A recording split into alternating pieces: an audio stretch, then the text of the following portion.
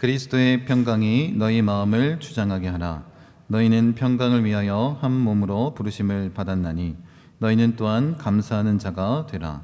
그리스도의 말씀이 너희 속에 풍성히 거하여 모든 지혜로 피차 가르치며 권면하고 시와 찬송과 신령한 노래로 노래를 부르며 감사하는 마음으로 하나님을 찬양하고 또 무엇을 하든지 말이나 일이나 다 주 예수의 이름으로 하고 그를 힘입어 하나님 아버지께 감사하라. 아멘. 네. 이 말씀에 의지해서 감사하는 사람이라는 제목으로 하나님 말씀 함께 나누기 원합니다. 우리 말씀 듣기 전에 옆에 계신 분들과 함께 인사하겠습니다. 걸음을 뗄 때마다 하나님께 감사합시다. 함께 인사하겠습니다. 걸음을 뗄 때마다 하나님께 감사합시다. 아멘. 네, 오늘은 맥주 감사주일입니다. 맥주절의 요리는 여러분 잘 알 것입니다. 첫 열매를 하나님께 드리는 것입니다. 그리고 이 첫 열매를 드린다는 의미는 뭐냐면 이 첫 열매 이후에 나오는 모든 열매도 다 하나님의 것임을 고백하고 하나님께서 책임져 주심을 감사하는 마음으로 드리는 것 아니겠습니까? 그래서 온전히 이 모든 것이 하나님 것이고 우리는 온전히 하나님께만 감사합니다라는 그런 의미입니다. 여러분, 우리가 이렇게 하나님 앞에 감사하고 고백하고 또 하나님께서 베풀어 주신 은혜와 자비, 그것을 날마다 마음 가운데 새기며 나아가는 자가 되길 원합니다. 이제 반년이 지났습니다. 6개월 동안 하나님께서 우리를 잘 지켜주셨고 또 그렇게 우리가 첫 열매를 하나님께 드리고 앞으로 추수 때까지 하나님께서 우리를 지켜주시고 더 풍성한 열매로 맺게 해주실 것을 감사함으로 나아가는 자가 되기를 원합니다. 사실 이 맥주절의 유래를 보면 하나님께서 이 40년 광야 생활, 이스라엘 백성들이 그렇게 광야 생활을 했습니다. 그리고 나서 약속의 땅 가나안 땅에 들어가게 하셨는데 이 백성들에게 이제 그 가나안 땅에 들어가서 첫 농사를 짓게 되고 첫 열매를 맺게 되면 누구한테 드리라고 명령하신 거냐면 하나님께 드리라라고 명령하신 것입니다. 그래서 출애굽기 23장 16절에 보면 맥주절을 지키라. 이는 내가 수고하여 밭에 뿌린 것의 첫 열매를 거둠이니라. 이렇게 말씀하고 있습니다. 많은 것을 거둔 것도 아닙니다. 이제 첫 열매를 거뒀습니다. 가장 처음 그 열매를 맺을 때에 어쩌면 언뜻 우리가 이해가 되지 않을지 모르겠지만 그 첫 열매를 하나님께 드리라. 그리고 감사하라 라고 말씀하는 것입니다. 그의 의미가 뭐냐면 이제 그렇게 첫 열매를 드림으로 그 해가 하나님께 감사가 넘쳐나고 하나님의 풍성한 은혜가 넘쳐나기를 간구하는 그런 믿음으로 드리는 것 아니겠습니까? 여러분, 우리가 모든 것에 범사에 하나님께 감사해야 되는데 이렇게 하나님께 감사할 수 있는 이유, 이 첫 열매를 드리며 감사할 수 있는 이유, 모든 은혜, 그 자비를 감사하며 우리가 감사할 수 있는 이유는 다른 것이 아닙니다. 하나님께서 나를 사랑하신다는 확신, 그 신뢰 때문에 가능한 것 아니겠습니까? 여러분, 우리가 성령의 열매, 화평을 나눌 때에 우리가 아무것도 염려하지 않고 감사할 수 있는 이유가 뭐냐면 하나님을 신뢰하기 때문에 가능하다고 말씀드렸습니다. 그래서 이 말씀을 같이 한번 읽었는데 다시 한번 읽어보도록 하겠습니다. 주께서 심지가 견고한 자를 평강하고 평강하도록 지키시리니 이는 그가 주를 신뢰함이니이다. 너희는 여호와를 영원히 신뢰하라. 주 여호와는 영원한 반석이심이로다. 여러분, 우리가 감사할 수 있는 이유는 다른 것이 아니라 하나님을 신뢰하기 때문에 그렇습니다. 영원한 반석이신 예수 그리스도를 믿고 흔들림 없이 주님을 바라보고 나아가기 때문에 우리가 감사할 수 있습니다.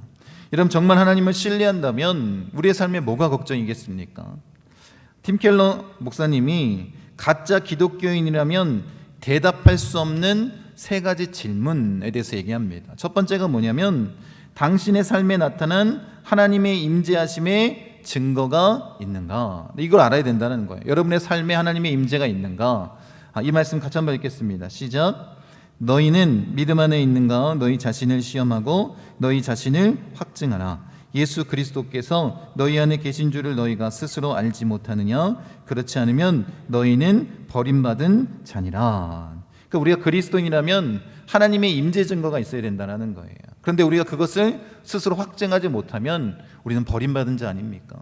그리스도인이 아닙니다. 그래서 우리가 정말로 내 안에 계신 그 주님을 온전히 믿고 또 확신하고 그렇게 믿음으로 고백해야 되는 것 아니겠습니까? 여러분, 그래서 우리가 거룩한 성령의 전임을 깨달아야 되는 것입니다. 성령님이 내 안에 계신다는 확신을 가지고 그에 합당한 모습으로 사는 것, 그것이 그리스도인 아니겠습니까? 두 번째는 성경이 당신을 변화시키고 있다는 증거가 있는가? 이런 증거가 있어야 그리스도인이라는 거예요. 말씀 같이 한번 읽겠습니다. 너희는 이 세대를 본받지 말고 오직 마음을 새롭게 함으로 변화를 받아 하나님의 선하시고 기뻐하시고 온전하신 뜻이 무엇인지 분별하도록 하라. 여러분, 성령님의 역할이 무엇입니까? 하나님의 말씀을 가르치고 깨닫고 더 깊이 있게 하나님의 뜻이 무엇인지를 알게 하시는 건 아니겠습니까? 그렇게 성령에 감동되어 쓰여진 이 성경을 통해서 우리의 삶이 어떻게 된다는 거예요? 변화된다는 것입니다. 성령님이 그 말씀을 깨닫게 하시고 우리의 삶에 변화를 주시는 것입니다.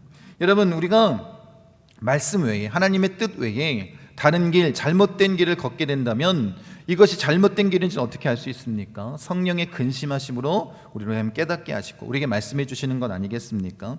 그래서 우리가 정말 그리스도인이라면 하나님의 말씀으로 내 삶에 변화가 있다는 증거가 있어야 된다는 거예요. 성경 말씀이 나를 변화시키는 것입니다. 여러분, 꼭 기억하십시오. 예수 믿고 나서 나의 삶에 변화가 없다면 우리는 온전히 예수 믿은 것이 아닙니다. 계속해서 하나님의 말씀을 통해서 우리를 변화시키시고 또 그것을 분별하도록 성령 하나님이 우리를 인도하시는 것 아니겠습니까? 그런 변화의 역사가 우리 가운데 있기를 원합니다. 세 번째는 하나님의 자비에 대한 감사가 자라나는 증거가 있는가입니다. 하나님이 우리에게 베풀어 주신 그 감사 내용이 계속해서 자라나고 있는가, 이것을 질문하고 있는 것입니다. 이 말씀 같이 한번 읽겠습니다. 시와 찬송과 신령한 노래들로 서로 화답하며 너희의 마음으로 주께 노래하며 찬송하며 범사의 우리 주 예수 그리스도의 이름으로 항상 아버지 하나님께 감사하며. 뭐라고 얘기하냐면 범사에, 그리고 항상 감사한다라는 것입니다. 여러분, 이 감사와 관련된 본문들이 너무나도 많은데 오늘 우리가 읽었던 본문 말씀도 마찬가지 아닙니까? 그래서 이 감사가 자라나는 것에 대해서는 그때 더 우리가 깊이 본문 말씀 가운데서 나누도록 하겠습니다. 여러분이 하나님을 신뢰하고 있다면 우리가 해야 될 일 가운데 하나는 당연히 자비에 대한 감사 아니겠습니까? 그렇게 하나님 앞에 감사하길 원합니다. 여러분, 정말 우리가 첫 열매를 하나님 앞에 올려드리며 이런 마음으로 하나님께 감사하기 원합니다. 추수감사주일 때는 더 하나님의 풍성한 은혜가 나에게 있기를, 하나님께서 베풀어 주시는 놀라운 은혜와 역사를 경험할 수 있게 해달라는 그런 감사의 고백으로 주님 앞에 서는 자가 되기를 원합니다. 골로새서 3장 1절부터 17절까지는 어떤 내용이냐면 우리의 영적 성장을 위해서 부활하신 예수 그리스도의 그 삶의 모습을 우리가 닮아가야 된다. 그것이 그리스도인이다라고 바울이 우리에게 권면하고 있는 것입니다. 그래서 우리가 그리스도의 성품을 쫓아 살아갈 때 우리가 영적으로 그리스도인의 삶을 살 수 있고 영적으로 우리의 그 신앙의 생활이 성숙할 수 있다는 것을 바울이 우리에게 강조하고 있는 부분입니다. 그리고 우리가 읽었던 이 15절부터 17절까지는 감사하라라는 이 감사라는 단어를 통해서 어떻게 우리가 예수님의 성품을 더 깊이 있게 닮아야 되는지를 권면하고 있는 그런 부분입니다. 그래서 우리가 이 부분을 조금 더 쉽게 이해할 수 있기 위해서 세번역 성경으로 같이 한번 읽어보도록 하겠습니다. 3장 15절 말씀 같이 한번 읽겠습니다. 그리스도의 평화가 여러분의 마음을 지배하게 하십시오. 이 평화를 누리도록 여러분은 부르심을 받아 한 몸이 되었습니다. 또 여러분은 감사하는 사람이 되십시오. 이렇게 말씀하고 있습니다. 여러분, 하나님이 이 땅에 우리에게 구원을 베풀어 주신 이유는 뭐냐면 주 안에서 화목한 것, 이 평화를 누리는 것 아니겠습니까? 그리고 우리가 이 평화를 온전히 누리게 하기 위해서 어떻게 하셨냐면 우리를 부르셔서 한 몸이 되게 하셨다는 것입니다. 여러분, 이 한 몸은 여러분이 잘 알고 있는 것처럼 하나님의 몸된 예수 그리스도의 몸된 교회를 지칭하는 것입니다. 그러니까 예수 그리스도가 머리이고 우리 모두는 지체가 돼서 그 평화 가운데, 그 평안 가운데 온전히 한 몸을 이루는 그 모습으로 나아가는 것에 대해서 이야기를 하고 있는 것입니다. 여러분, 그래서 우리는 다른 것이 아니라 그리스도인은 주 안에서 주 안에서 경험한 그 평화를 가지고 다른 지체들과 함께 몸된 교회를 더 평화롭게 만들어가는 것, 그것이 바로 우리 모든 믿는 자들의 그런 사명입니다. 여러분, 이 사명을 온전히 경험하고 또 이것을 이루기 위해서 주님이 뭐라고 말씀하시냐면 이렇게 말씀하십니다. 감사하는 자가 되라, 감사하는 사람이 되라 라고 말씀하시는 것입니다. 여러분, 우리가 억지로 그냥 감사하는 것이 아니라 존재론적으로 감사할 수밖에 없는 사람이 되는 것입니다. 그게 바로 그리스도인이라는 거예요. 어떨 때 가능하냐면 예수 그리스도의 평강이 우리 가운데 온전히 임할 때 그렇게 가능한 것 아니겠습니까? 그렇게 하나님을 경험하고 내 안에 계신 성령님과 함께 동행하면서 감사하는 사람으로 변화되는 것입니다. 여러분, 그러니까 이것은 아까 전에 우리가 에베소서 말씀을 통해서 나눴지만 범사에 모든 일에 감사하고 항상 어느 때든지 하나님께 감사할 수 있는 그런 사람이 되는 것입니다. 여러분, 그렇기 때문에 이것은 우리의 노력으로는 불가능한 일입니다. 내가 노력한다고 가능한 일이 아닙니다.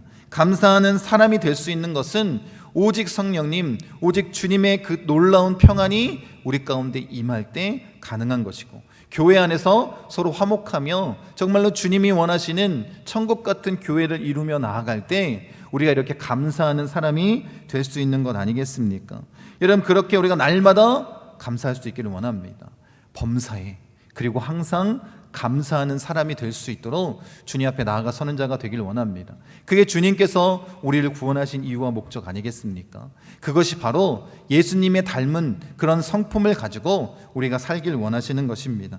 그렇게 감사하는 사람으로 예수님을 닮기 원합니다. 이 감사하는 사람이 되는 것이 뭐냐면 어떻게 하는 거예요? 감사가 잘하는 것 아니겠습니까? 이것이 바로 그 증거입니다. 여러분이 항상, 그리고 범사에 하나님 앞에 감사하는 사람, 존재론적으로 노력하는 자가 아니라 척하는 신앙이 아니라 내 삶이 온전하게 하나님의 감사로 변화되는 그런 우리 목포순복음 중앙교회 성도님 되시기를 간절히 축원드립니다. 우리 16절 말씀 같이 한번 읽겠습니다. 그리스도의 말씀이 여러분 가운데 풍성히 살아있게 하십시오. 온갖 지혜로 서로 가르치고 권고하십시오. 감사한 마음으로 시와 찬미와 신령한 노래로 여러분의 하나님께 마음을 다하여 찬양하십시오. 네. 예수님의 말씀이 우리 가운데 풍성하게 살아있다는 것은 어떤 의미일까? 이것을 우리가 좀 알아야 되지 않겠습니까? 그래서 이 로버트 멍어의 내 마음 그리스도의 집이라는 책이 있습니다. 이 책에 보면 이 그리스도를 마음에 모셔드린 후에 우리의 삶이 어떻게 변화되는지, 또 우리 생활의 모든 영역에서 정말 그리스도인으로서 어떤 삶의 모습을 가져야 되는지를 집의 비유에서 묘사하고 있는 그런 책입니다. 그래서 이 책에 보면 집의 여러 부분에 대해서 이야기를 하고 있는데 서재나 주방이나 침실, 아니면 작업실, 오락실, 벽장에 이르기까지 구석구석 어떻게 하는 거냐면 예수님께 내어놓는 그런 주인공의 이야기를 담고 있는 그런 책입니다. 여러분, 그래서 이런 의미로 받아들이면 좋을 것 같아요. 우리가 그리스도인이라면 주님의 말씀이 우리 가운데 풍성히 살아있다는 것은 어떤 거냐면 이 책의 표현대로 믿는 자의 몸은 살아계신 하나님의 성전이 되는 것이고 인간의 마음은 예수 그리스도의 거처가 되는 것입니다. 그러니까 우리의 마음이 예수님의 집이 되는 것 아니겠습니까? 그리고 그 집의 주인은 누가 되는 걸까요? 내가 아니라 주님이 되는 것입니다. 여러분, 성령 하나님을 통해서 우리를 그렇게 인도하시는 건 아니겠습니까? 그러니까 우리가 해야 될 일은 뭐냐면 예수님이 내 마음의 주인으로서 마음대로 들어가고 나가실 수 있도록, 그러니까 주님의 그 말씀이 우리 가운데 풍성하게 살아있게 하는 건 뭐냐면 주님이 내 마음의 주인이 되셔서 주님이 어떻게 해요? 어느 곳이든지 주님의 마음대로 들어가고 나가고 주님 뜻대로 다 그렇게 행할 수 있도록, 그렇게 되는 것이 바로 뭐냐면 주님의 말씀이 우리의 삶에 풍성하게 살아있는 것 아니겠습니까?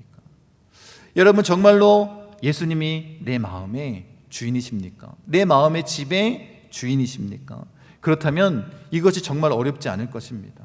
그런 모습으로 우리가 서길 원하는 것 아니겠습니까? 그래서 이 책의 마지막 단락이 뭐냐면 명의 이전입니다. 이전에는 내가 주인이었는데 그걸 누구한테 넘긴다는 거예요?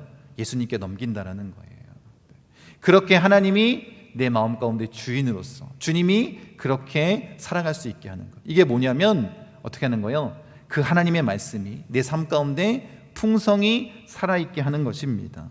그리고 이 책에 기억에 남는 글이 있는데, 내가 너와 함께 있고 싶어하든 그렇지 않든 나는 항상 너와 함께 있기 원한다는 사실을 기억하도록 해라. 내가 너를 진정으로 사랑하기 때문이다. 이렇게 말씀하고 있습니다. 여러분, 주님이 원하시는 건 뭐냐면 우리가 주님과 함께 있고 싶어하든 그렇지 않든 하나님은 어떻다라는 거예요? 우리와 함께 있고 싶어 하신다는 거예요. 우리를 너무나도 사랑하시기 때문에 여러분, 우리가 이것을 기억하길 원합니다. 여러분, 그렇게 주님은 우리 안에 거하기를 원하는 거예요. 항상 우리와 함께 하기를 원하시고 우리의 주인이 되시길 원하시고 그 말씀으로 우리가 풍성히 살아있기를 원하시는 것 아니겠습니까? 여러분, 그런 모습으로 우리가 주님 앞에 서길 원합니다. 그러면 이런 확신이 있는 거예요. 주님은 어떤 분이시라는 거예요? 우리에게 가장 좋은 것, 선한 것으로 베풀기를 원하시는 분이라는 것입니다. 그 하나님을 신뢰하며 나아갈 수 있는 것 아니겠습니까? 그래서 정말 나를 사랑하시고 나에게 가장 좋은 것을 주시길 원하시는 그 주님이 나의 마음의 집의 주인이 되길 원합니다. 내 마음의 집이 그리스도의 집이 되기를 원합니다. 그런 믿음으로 우리가 서길 원합니다. 여러분, 그렇게 우리가 주님의 말씀에 풍성히 살아있게 되면 어떤 역사가 나타나겠습니까? 다른 것이 아니라 하나님의 말씀을 온전히 분별할 수 있는 거예요. 이게 악한 마귀가 주는 그런 생각인지 아니면 하나님의 뜻인지를 분별할 수 있는 것 아니겠습니까? 그렇게 분별 있게 서로 가르치고 권면하는 삶을 살 수 있는 거예요. 분별 없는 자가 이야기하면 어떻게 될까요? 다툼이 일어날 수밖에 없습니다. 그런데 우리가 온전히 주님이 내 마음의 주인이시고 그렇게 말씀이 풍성히 살아있게 사는 삶을 살게 되면 주님의 뜻을 분명히 알기 때문에 분별이 있는 것 아니겠습니까? 그래서 서로 어떻게 해요? 가르치고 권면하고 교회를 아름답게 세울 수 있는 것입니다. 그리고 나서 어떻게 하냐면 감사하는 마음으로 시와 찬미와 신령한 노래로 여러분의 그 마음을 하나님께 다하여 찬양할 수 있는 것 아니겠습니까? 서로 함께 감사하는 마음으로 그렇게 서로 찬양하고 주님 앞에 나아갈 수 있는 것 아니겠습니까? 늘 주님의 사랑에 감사하며 나아설 수 있는 것입니다. 특히 우리 목포순복음 중앙교회가 그랬으면 좋겠습니다. 이렇게 분별 있는 가르침과 권면으로 서로가 서로를 성장시킬 수 있기를 원합니다. 서로가 서로에 대해서 그렇게 사랑하는 마음으로 주님의 사랑하는 마음으로 그렇게 하나 되는 마음으로 함께 영원토록 하나님께 찬양하고 감사할 수 있는 자가 되기를 원합니다. 우리 17절 말씀 같이 한번 읽겠습니다. 그리고 말이든 행동이든 무엇을 하든지 모든 것을 주 예수의 이름으로 하고 그분에게서 힘을 얻어서 하나님 아버지께 감사를 드리십시오.